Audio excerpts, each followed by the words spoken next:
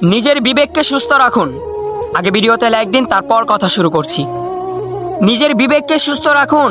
30 degree তাপমাত্রায় cricket খেলতে পারি আমরা, কিন্তু এসি ছাড়া নামাজ পড়তে পারি না।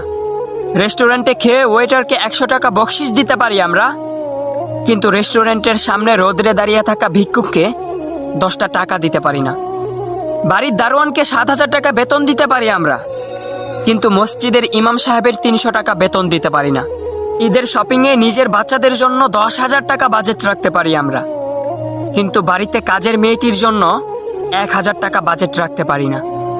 শপিং মলে মান সম্মানের ভয়ে দরাদরি না করে 1,000 টাকার জিনিস 1,500 টাকায় কিনতে পারি আমরা, কিন্তু তরকারির বাজারে গিয়ে 30 টাকার টমেটো 32 টাকা চাইলেই বিক্রেতাকে মেরে বসি। 200 টাকার বাস ভাড়া 2,000 টাকা দিয়ে কার নিয়ে যেতে পারি আমরা, কিন্তু রিক্সাওয়ালা 10 টাকার ভাড়া 15 টাকা চাইলেই থাপ্পড় দিতে দেরি করি না। শরীর পরিষ্কার রাখার জন্য 1000 টাকার সাবান ফেস ওয়াশ ব্যবহার করতে পারি আমরা, কিন্তু সম্পদ পবিত্র রাখার জন্য দরিদ্রকে জাকাত দিতে পারি না। হ্যাঁ, কোথায় মানবতা, কোথায় মনুষ্যত্ব?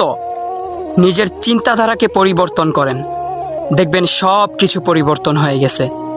আসসালামু আলাইকুম ওয়া রাহমাতুল্লাহি ওয়া বারাকাতুহু।